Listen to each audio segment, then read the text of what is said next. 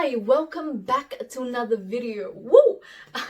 Anyways, so today I'm just gonna be talking about how looks aren't everything. It's kind of like a mix up between a realization, a reflection, as well as a story time.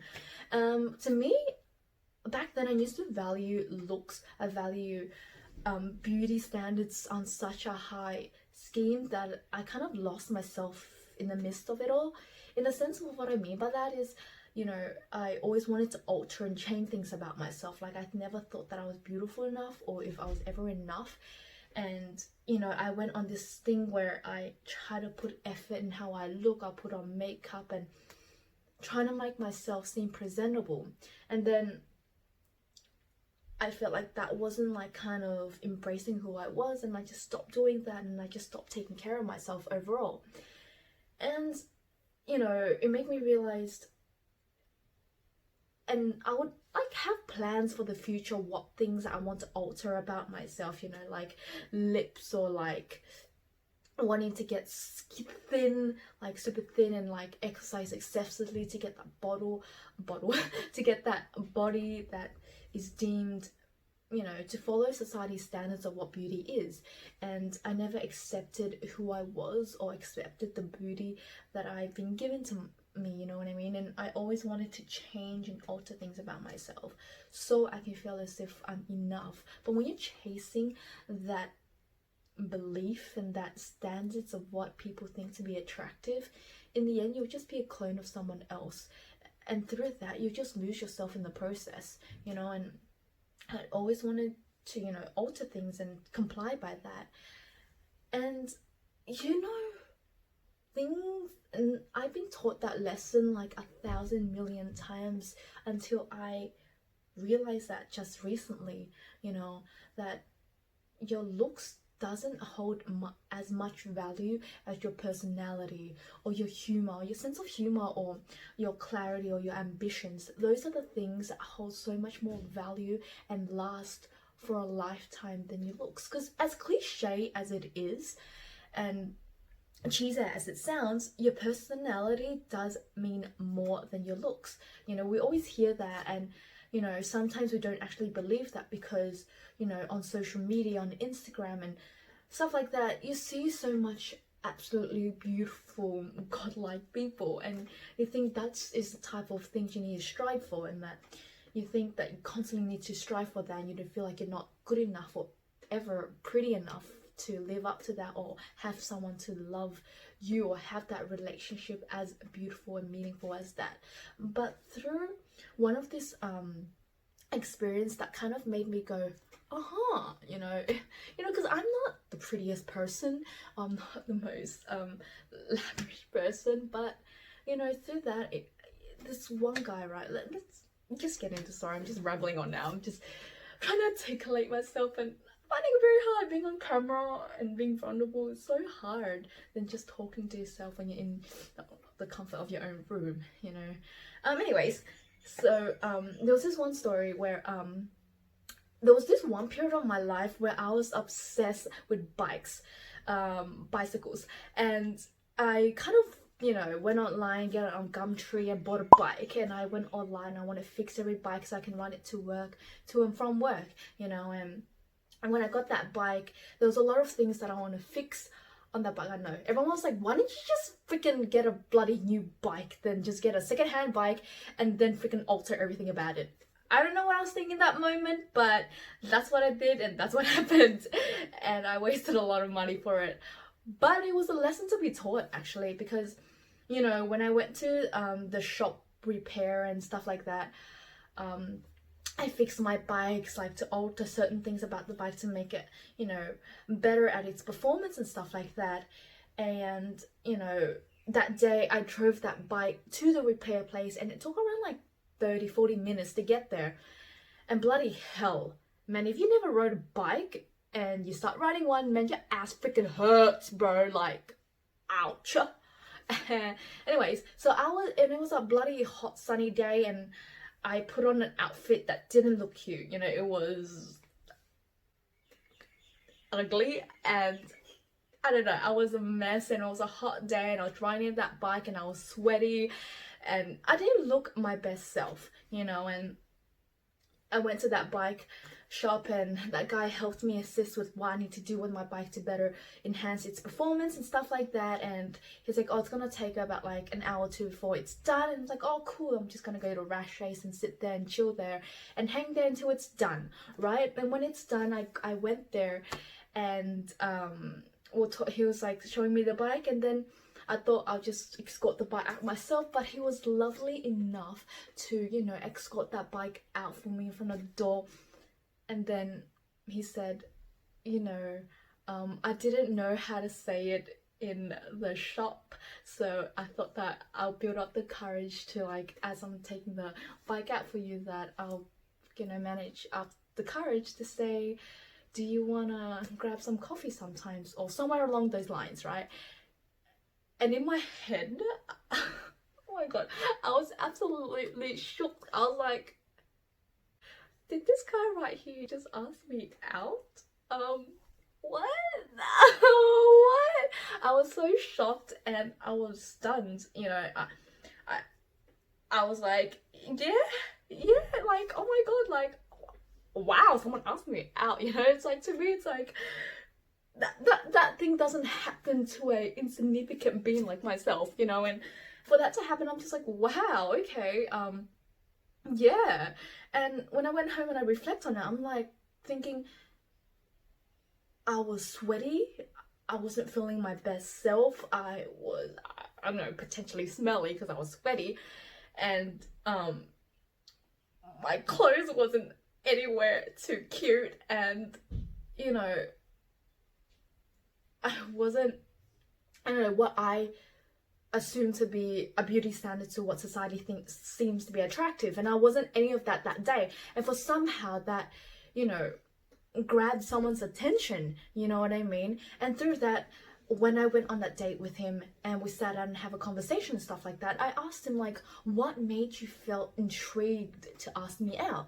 And he was like, your ambition and your will to go all out on your bike and wanting to learn more about it and put your all in the bike, and that really drew me to you. And that really showed me that your looks honestly doesn't play such a significant part in getting someone's attention, you know. Your ambitions and your drive towards something is what really gravitates you to someone. And that, at the time, I didn't take as a lesson as much as it has now. And not just that, but I've been taught that lesson countless of times before. I'm like, okay, I got it. I got the lesson. Okay, you know. And yeah, that happened, and I was shocked, I was stunned. And, you know, fast forward a couple of years, and this other guy, right, I was at work, I was working at a bar, and, you know, it was a late shift, you know, like a graveyard shift, you know, bar shifts. And I was, you know, sweaty, you know, you're like, you know, spilt booze, and you just, like, you smell of, you reek of alcohol, you reek of work, you know. I don't really put a lot of effort when I go to work. Like, I just put on a black tee, black pants, and don't even care how I look because I'm working, I'm not trying to impress anyone, you know. And that night, we finished at around like 1 a.m. and my train comes at around 5. No, I think we finished around 2, somewhere around that time, and my train comes around at 5.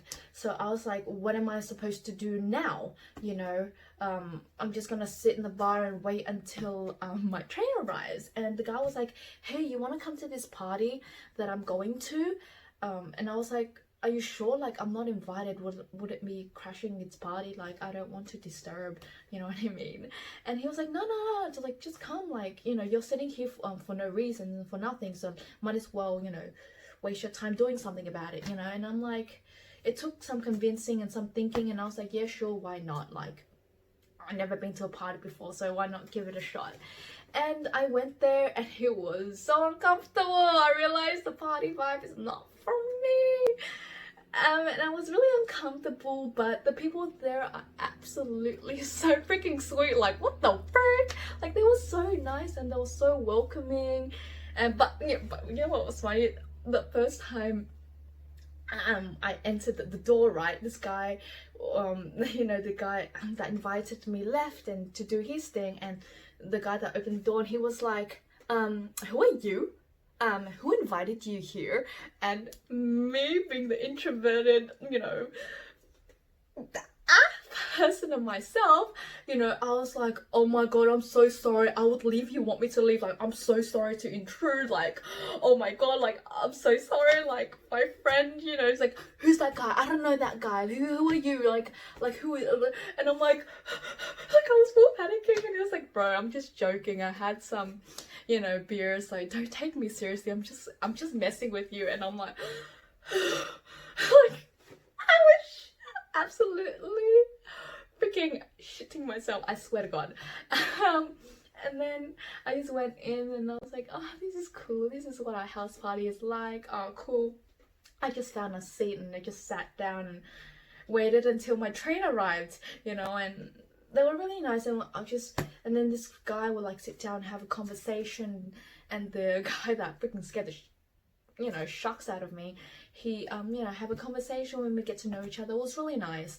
And then it was like later to the night, it was like 4 o'clock and stuff like that, and then people start to leave and stuff like that. And when you're sitting and talking to someone and you kind of make eye contact with somebody, you just know that they're looking at you. And I didn't think too much of it, but like, that they're paying attention to you. And I was, I don't know. I don't know. I don't know. I'm freaking out already just reliving this experience, because it was just so out of my comfort zone, being in an environment that I'm not usually exposed to. So it was just a new environment for me. And after talking to him, and then everyone started to leave and stuff like that, and it was just me and him and some other friends like chilling. And then he was talking, and then I started like, because I had nothing to do and I was bored, and like mostly everyone's already left, so I just started like packing things up and helping clean up, because like I'm here, might as well do something about it. So I started cleaning up, and he's like, no, you don't have to, like, it's so good, like, I'll do it later, like you're a guest, like, no, don't. And I was like, nah. It's like, why not, like, like at least help you out a little bit, like there's nothing, at least do, I don't know, just felt like I wanted to help out. And like I started cleaning, so we started talking about astrology and all this, just more talking, getting to know each other. And later, after like I started finished cleaning up and stuff like that, he was like to me, oh, like, I decorated my room upstairs, do you want to see it or something? And gullible me, like, I told my friends this, and my friend's like, bro, are you freaking insane? Like, that could have gone so wrong so fast.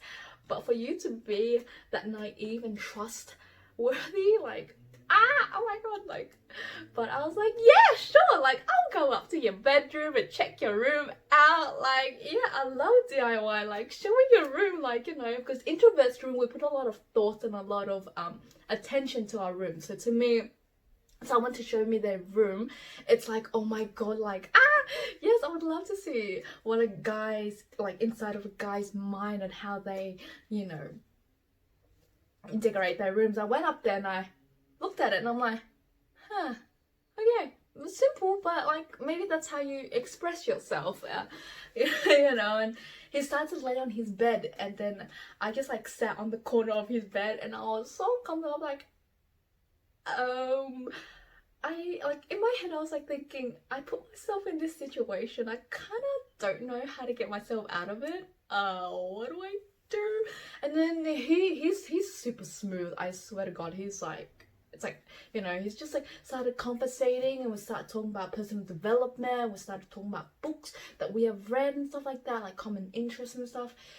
And we're just sitting there, and he was like, like, you can stay the night if you want to, like, like you don't have to leave for your train, like it's okay. Like he was just like, you know, saying that, and I'm like, no, it's all good, like my train's coming in an hour, it's okay, like I need to get home, you know. And it was so uncomfortable, and he was just trying to say, and then later he was like, you know, I really like you. And I was like, what? You know, I was like, what? Okay.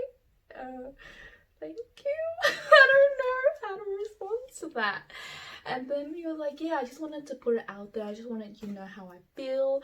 And I was like, you know, and ask the same question as usually do. I'll be like, so like, what is it about me that you like? Like, we just met, like, you know, what is yeah, anyways.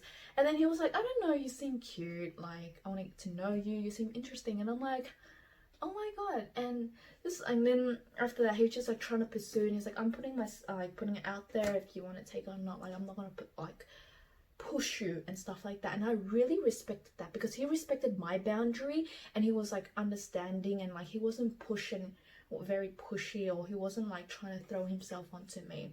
And I really really respect that. And it could have gone the wrong way really fast, and he could have taken advantage of me, but he didn't, and I'm so grateful for that.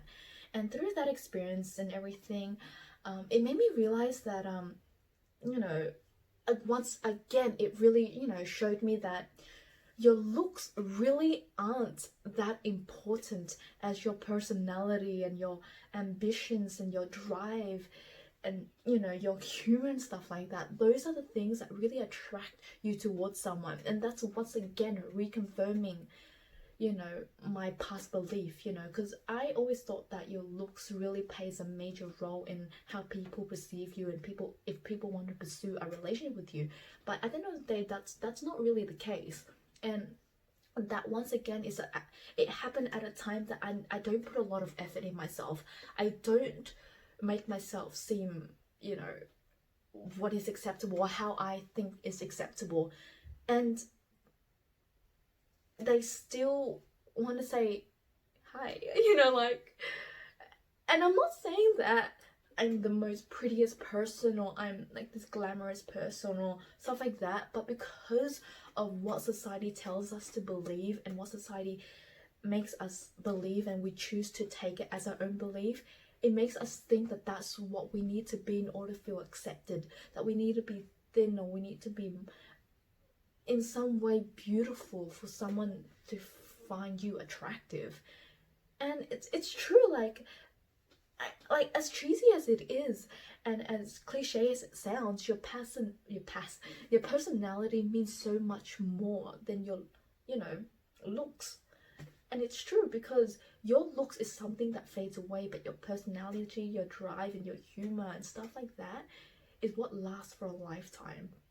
And I never realized that until recently, honestly, that, you know, that I didn't really, that I took a step back and I reflected, and I don't actually want to change so much about myself. And I'm learning to accept all my flaws and all of my imperfections. You know, I was in the process prior, you know, I was trying to get rid of my moles because I want my face to be as clear and as flawless as it can be. And it's like, why? Like, who are you doing that for? Are you actually doing that for yourself, or are you actually doing that for someone else?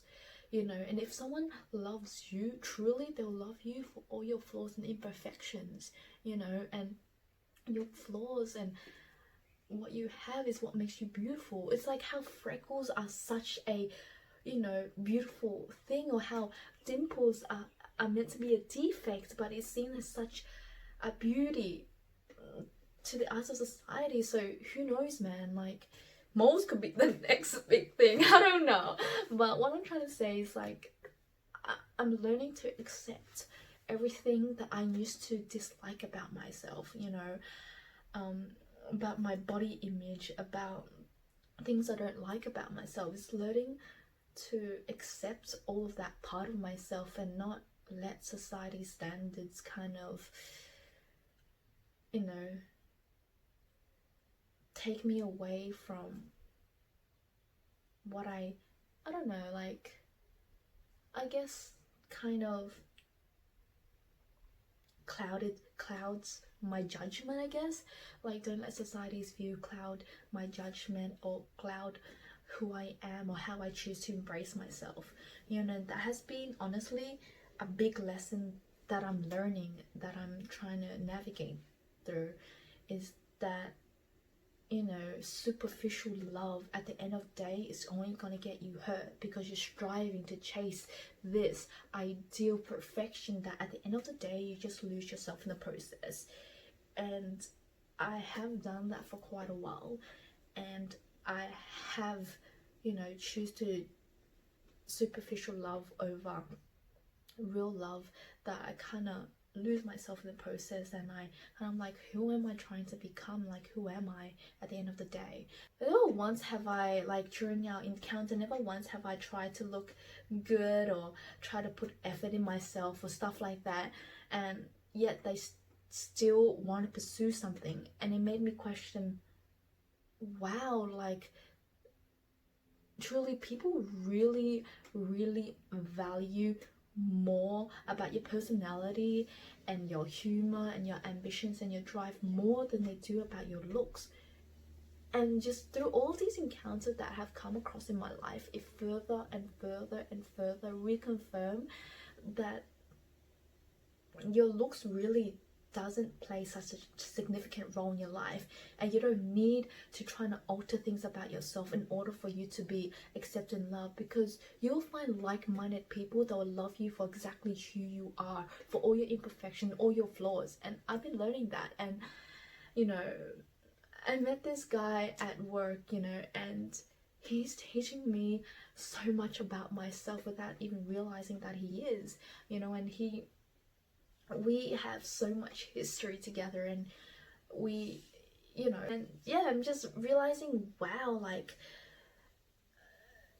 really at the end of the day, if you love who you are at this moment of life, that is going to radiate so much more stronger than you trying to alter things about yourself in order to conform, in order to stand by what society believes beauty is. You know what I mean? And if that's what people feel comfortable, then that's what people feel comfortable embracing themselves with.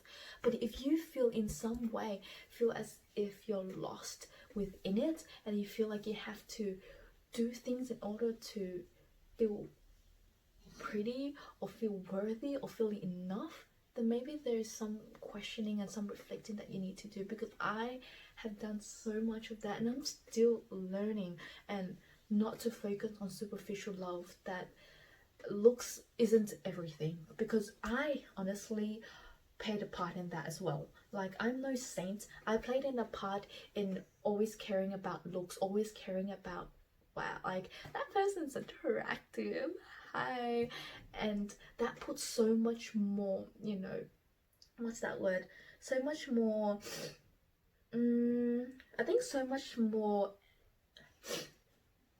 like, so much more fuel in the fire, trying, yeah, fuel in the fire for people to live up to that standard. And I want to be able to take a step back and be like, no, looks aren't everything, and it doesn't define a whole human's character like that. It's like the idea of chemistry over compatibility. We get lost in the lustfulness of things, that we don't realize how powerful real love, true love is. You know what I mean? And that's why people fall out of love so easily. It's because there is countless of so many beautiful people, like, so many more beautiful people out there, and that we're striving to be the best more than the other, that we kind of get lost in the track of it, and we fall out of love and fall for this person, and we fall out of love and fall for this person.